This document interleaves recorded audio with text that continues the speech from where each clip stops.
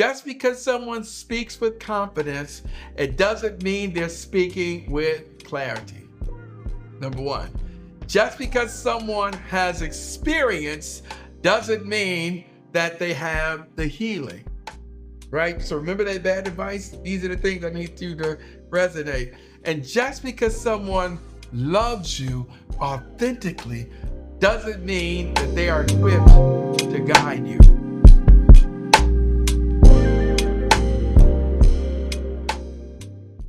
So why not to take advice from people who have all these distortions that I've shared with you? And I need you to kind of focus on this here, right? Number one, lack of accountability. These are people who are given bad advice or their brokenness. You're going to discover a lack of accountability. That means it's always someone else's fault. So it's a good cue. These little things I'm giving you a good signs to make sure that so you'll know if you're getting advice from someone who's coming from a place of healing or a place of brokenness, right? The lack of accountability. That means when you ask them about their situation, it's always someone else's fault. Number two, they have repeated destructive patterns with no reflection. That means that they are hesitant about looking back. I'm talking about the unhealed healers. They don't reflect. There's nothing in their language. They've not articulated it in a way so that they can make a distinction between what they've gone through and what you're going through. But it's a repeated destructive pattern. That means that all the advice that they give you from all the situations that they've been in, you see the outcome of their particular behavior has been the same. Another sign to watch for is that people speak in absolutes.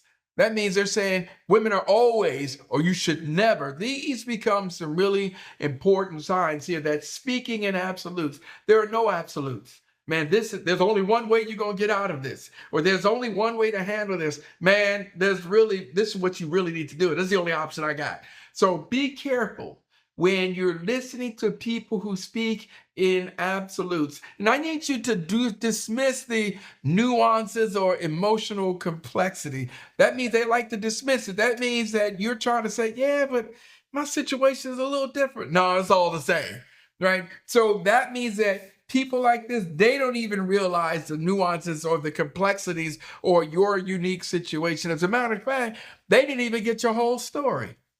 It's just the nuances and the complexities that they have little interest in. Why? Because their own story is coming out.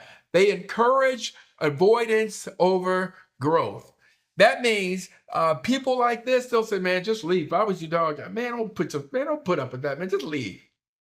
And so you see it, man, just walk away. Just be done with it. If I were you. So again, it's the absolutes that's showing out. They're encouraging avoidance over growth. These type of people will never say, man, y'all need to sit down and just kind of pause for a moment and breathe and reflect a little bit. They're not doing this. Everything they're doing is reflective of what they've done or what they wish they had done in their relationships. The avoidance over the growth. And then you've heard me say this too, is that somehow when they're talking, and this is very entertaining, somehow when they're talking, your advice becomes their advice, right? Your story becomes their story, right? So we see this as problematic, but there is healthy advice.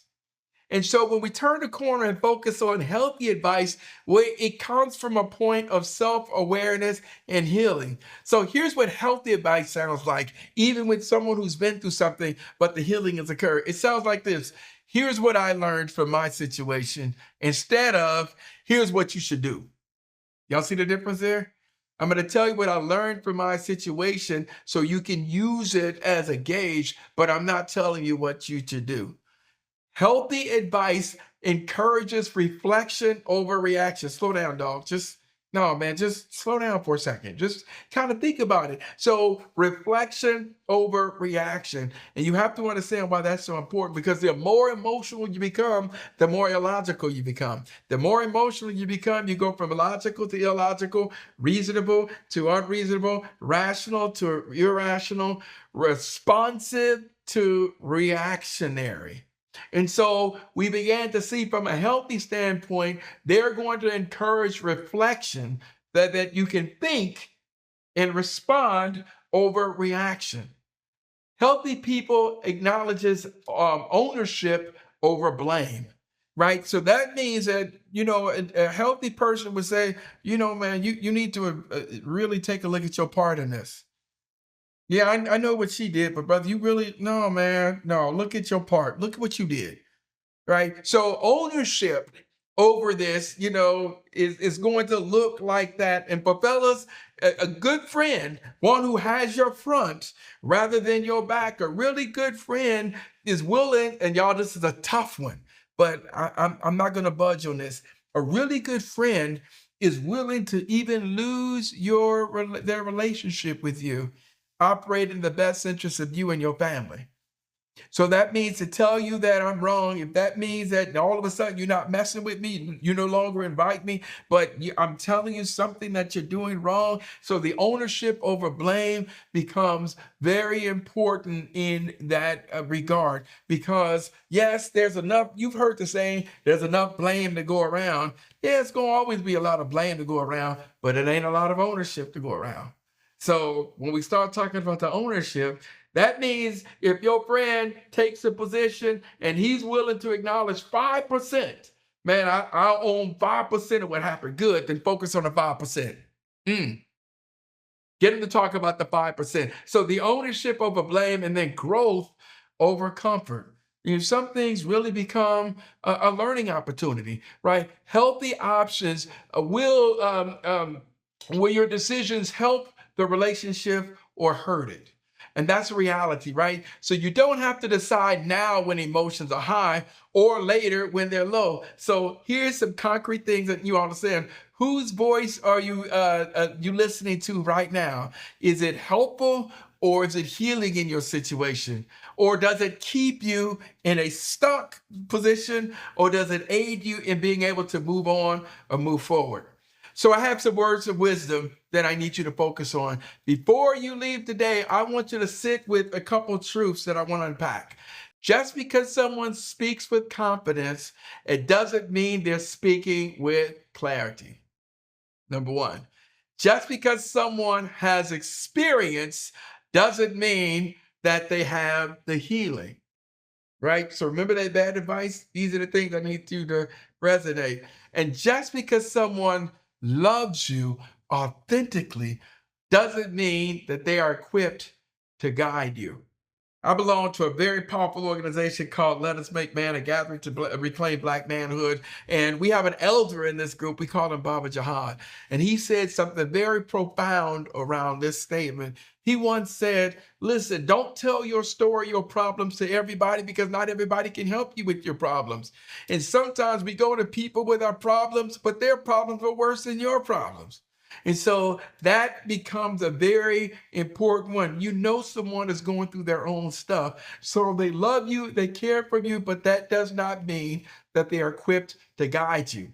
Unhealed people don't just hurt themselves, right? That brokenness that we're giving you, they unintentionally, and that means that it's nothing malicious, but you're just going through some stuff and you don't realize what you're doing. So they unintentionally pass down the pain, they pass down the patterns, they pass down the perspectives.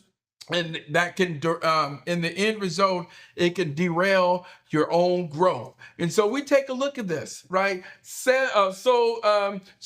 the other part that I'm going to offer up here is, so you have to become more discerning in how you listen to people. Not cynical, not closed off, but you have to become a little bit more wise, right? Wise enough to ask some questions of someone who's giving you advice.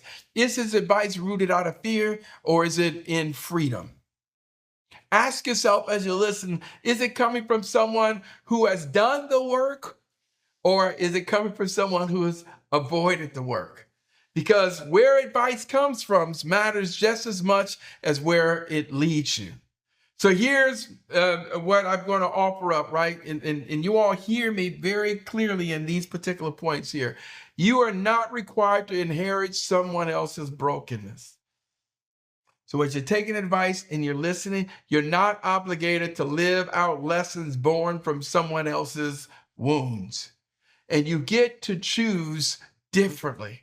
So you're seeing the mistakes that people make, but you get to choose differently. And sometimes the most powerful thing you can do is to not follow a voice, but find your own voice. So do the work, heal what hurts, and question what you've been taught. Because healed people don't just give better advice, they give and they live better lives. And if you're going to take the advice from anyone, I'm going to end you with this. Let it be someone whose life reflects the peace, growth, and accountability and truth. Or better yet, become the person that gives the advice. Become the person for yourself.